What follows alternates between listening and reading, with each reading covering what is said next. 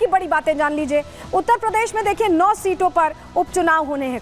कल ही वोटिंग होनी है और उससे पहले लेटर लिखा गया है। वोटिंग से ठीक पहले समाजवादी पार्टी की तरफ से चुनाव आयोग को लेटर में क्या है, सपा ने इलेक्शन कमीशन के सामने कई मांगे, कई डिमांड्स अपनी रखी हैं। पुलिसकर्मी मतदाता की आईडी की जांच ना करें, यहाँ जो पुलिसकर्मी वहां पे तैनात रहते हैं वो चेक ना करें। इसके अलावा पोलिंग ऑफिसर ही पहचान पत्र चेक करे, यानी पुलिस ना चेक करे, सिर्फ पोलिंग ऑफिसर करे। और सपा ने लोकसभा चुनावों का हवाला भी दिया इस दौरान। क्या कहा है कि मुस्लिम महिलाओं का नकाब उठाकर चेकिंग हुई थी लोकसभा चुनावों में और उससे महिलाएं डर गई थी, सहम गई थी और इसका सीधा सीधा असर उनका कहना है कि वोटिंग परसेंटेज पर चला। मतलब अगर बुर्का उठाकर चेकिंग हो रही है तो उससे वोटिंग परसेंटेज गिर जाता है, ये दलील उनकी तरफ से दी गई है। सपा ने इसको लेकर ये कहा है कि निष्पक्ष चुनाव कराए जाएं और ये सुनिश्चित कराया जाए कि इस तरह से चेकिंग ना हो और पोलिंग ऑफिसर ही चेकिंग करे। लेकिन अब अखिलेश यादव ठीक एक दिन पहले तो ये बात कर रहे हैं, उसके बाद क्या कह रहे हैं कि प्रशासन गड़बड़ी करता है चुनाव। सुनवाते हैं आपको कैसे आरोप लगाएं। प्रशासन तो केवल चुनाव में गड़बड़ी कर सकता है। मुझे उम्मीद है कि प्रशासन बाबा साहेब भीमराव अम्बेडकर जी का दिया हुआ संविधान उसको बचाने के लिए और बाबा साहेब भीमराव अम्बेडकर जी ने जो एक वोट डालने का अधिकार दिया है उस अधिकार की रक्षा करने का काम प्रशासन करेगा। तो हमने आपको बताया था जो लेटर लिखा है उसमें कई पन्ने हैं। चलिए एक और पन्ना आपको दिखाते हैं जिसमें क्या बड़ी बात लिखी गई है बताते हैं। ये जो आप देख रहे हैं पहचान पत्र को लेकर यहाँ मांग रखी गई है। अमूमन आपने देखा होगा कि वोटर आईडी बनता है, वोट करने पहुंचते हैं, लेकिन यहाँ पर जिक्र किया गया है इस पत्र में कि मतदान के लिए 12 विकल्प हैं। जी हाँ, वो 12 विकल्प आईडीज के तौर पर हैं और वोटर आईडी ना होने पर उन विकल्पों का इस्तेमाल करके वोटिंग करने दी जाए, ये भी इस पत्र में जिक्र किया गया है।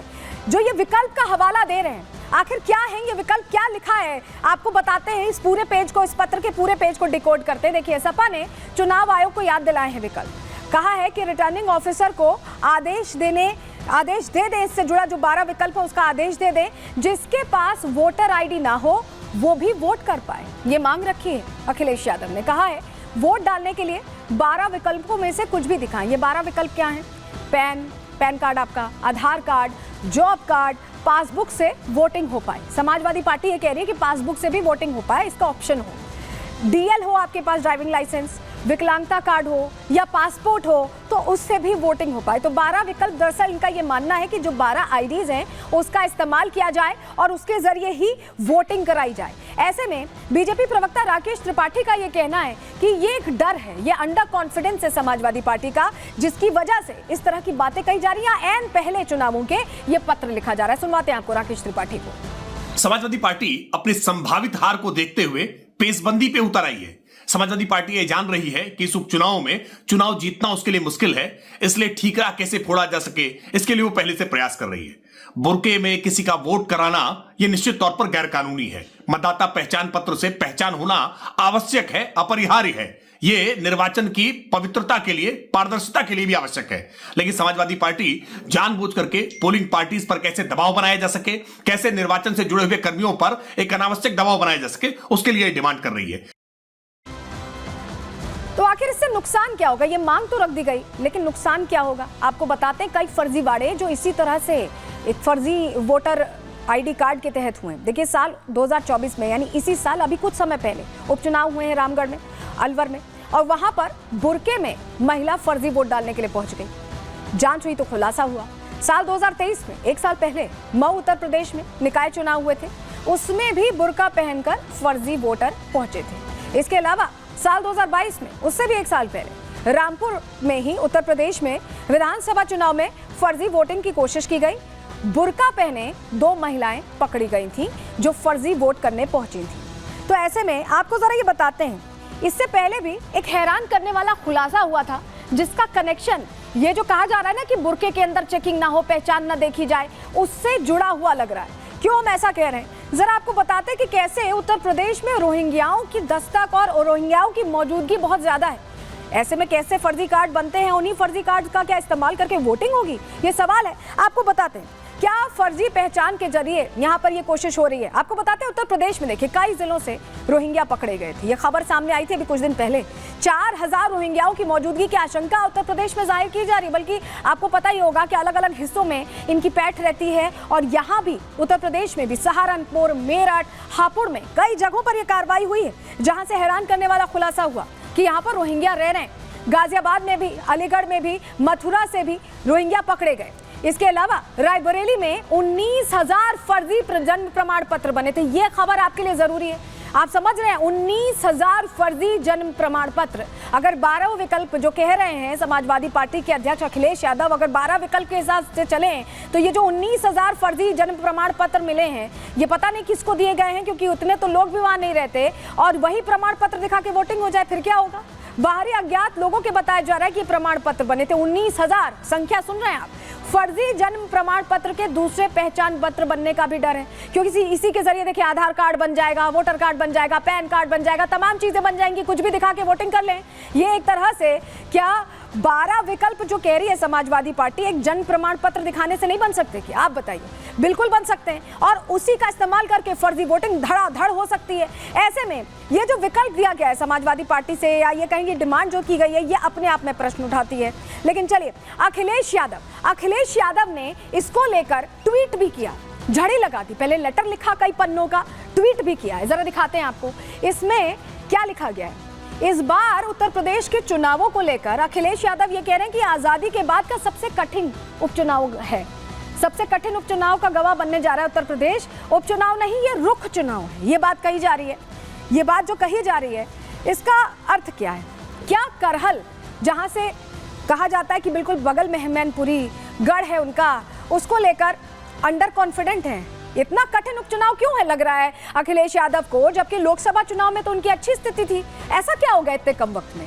करहल और कटहरी सीट पर दांव यहाँ दूसरी पार्टी लगा रही है। ऐसा लग रहा है बीजेपी का यहाँ पर कहीं ना कहीं बढ़त देखकर टेंशन में आ गए अखिलेश यादव। इन 2 सीटों पर सपा ने पूरी ताकत झोंक दी, लगातार पहुंचे।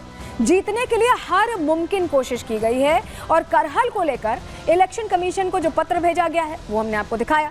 प्रशासन पर वोटर को डराने का आरोप भी लगा रहे हैं समाजवादी पार्टी अध्यक्ष। बीजेपी के प्रत्याशी पर सपा ने करहल में आरोप लगाया कि वेबकास्टिंग कराने की मांग की गई, कि वेबकास्टिंग कराई जाए, हर चीज रिकॉर्ड हो। बीजेपी प्रत्याशी की वीडियोग्राफी की भी मांग यहां पर अखिलेश यादव की तरफ से की गई है। लेकिन ऐसा लग रहा है ऐसी मांगे लगकर इलेक्शन कमीशन के सामने अखिलेश यादव कम से कम ये कोशिश करें। देखिए, मांगे जो जिस तरह की हैं उससे तो यही लग रहा है कि ये भाषा, ये बोली, ये डिमांड्स इसीलिए हैं कि वोट बैंक कम से कम पक्का रहे, खिसके नहीं। रिपोर्ट आपको दिखा।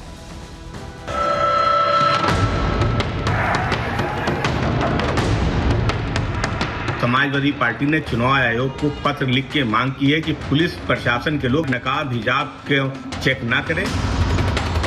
धर्म के नाम पर वोट जिहाद ना करें, बुर्का खुलवा करके देखें। उत्तर प्रदेश की 9 सीटों पर बुधवार को मतदान होने जा रहा है, लेकिन वोटिंग के ठीक पहले समाजवादी पार्टी ने चुनाव आयोग को चिट्ठी लिखकर नया बवाल खड़ा कर दिया है। हमेशा से एमवाई फैक्टर को तरजीह देने वाली सपा ने एक बार फिर मुस्लिम कार्ड खेल दिया है। वोट बैंक को खुश करने के लिए सपा ने चुनाव आयोग से ऐसी मांग कर दी है जो कट्टरपंथी मौलानाओं को तो रास आएगी, लेकिन इससे चुनाव आयोग का निष्पक्ष चुनाव कराने का संकल्प खतरे में पड़ सकता है। अखिलेश यादव हो या उनके चाचा शिवपाल यादव, दोनों को ही यूपी के प्रशासनिक अधिकारियों और पुलिस वालों से परेशानी रहती है। उसी परेशानी का हवाला देते हुए सपा ने वोटिंग के दौरान मुस्लिम महिलाओं का बुर्का हटाकर पहचान नहीं करने की मांग की है। समाजवादी पार्टी ने चुनाव आयोग को पत्र लिख के मांग की है कि पुलिस प्रशासन का काम कानून व्यवस्था बनाए रखना है, शांतिपूर्ण मतदान हो उस व्यवस्था को बनाए रखना है। इसलिए नियमों के विरुद्ध पुलिस प्रशासन के लोग मतदाता पहचान पत्र चेक न करे, घूंघट नकाब हिजाब के चेक न करे। सपा ने बुर्के को मुद्दा बनाकर प्रशासन पर सवाल खड़ा किया तो बीजेपी ने सपा की इस तुष्टीकरण वाली राजनीति पर चौतरफा प्रहार शुरू कर दिया। धर्म के नाम पर वोट जिहाद ना करें, बुर्का पहन करके, बुर्का खुलवा करके देखें। अगर बुर्का खोलने का कोई विरोध करे तो उसका डट के विरोध करे, क्योंकि कानूनन ये सही है कि बुर्का उठा करके उनका चेहरा देखा। संवैधानिक संस्थाओं पर इस प्रकार के प्रश्नवाचक चिन्ह लगाना उनका पुराना सगल रहा है। हम सब नियम कानून से चलेंगे, जो निर्वाचन आयोग के नियम हैं उसी नियमों के तहत मतदान में हम लोग भागीदार हिस्सेदार बनेंगे। चुनाव आयोग की ओर से वोटर की पहचान का नियम पहले से तय है। वोटर की पूरी पहचान के बाद ही उन्हें मतदान का अधिकार दिया जाता है। सपा को भी ये सारे नियम पता है। बावजूद इसके इलेक्शन कमीशन के सामने ऐसी मांग रखकर अखिलेश मुस्लिम वोट बैंक पक्का करने की कोशिश कर रहे हैं। सपा की सहयोगी पार्टी कांग्रेस जहां सभी 9 सीटों पर जीत का दावा कर रही है, वहीं बीजेपी खुलकर कह रही है कि अखिलेश को हार का डर सता रहा है। समाजवादी पार्टी के तरफ से यह आशंका भी व्यक्त की गई है कि पर्दा नशीन महिलाओं के साथ उनके मतदान में किसी तरह की रुकावट ना हो। तो पिछले बाई इलेक्शन का अनुभव है जिसके आधार पर उन्होंने कहा होगा। तो इलेक्शन कमीशन को ये सुनिश्चित करना चाहिए कि चाहे वो पिछड़े वर्ग की महिलाएं वो अपना मतदान ज़्यादा से ज़्यादा कर सकें। चुनाव आयोग पहचान सुनिश्चित कर रहा है तो उस पर विश्वास और भरोसा करिए, क्योंकि उत्तर प्रदेश में तो एक पारदर्शी, ईमानदार, जवाबदेह और जनता की सरकार चल रही है। जब लग रहा है कि आप चुनाव हार जाएंगे तो अभी से कोई न कोई बहाने शुरू हो गए। मतदान से ठीक पहले सपा का ये लेटर स्टंट जहां मुस्लिम वोटर्स को रिझाने वाला है, वहीं बुर्के में आने वाले मतदाताओं की पहचान न होने पर फर्जी वोटिंग का खतरा भी बना रहेगा। ऐसे में देखना यह होगा कि चुनाव आयोग इस मांग पर क्या फैसला लेता है। Bureau report, Republic Bharat.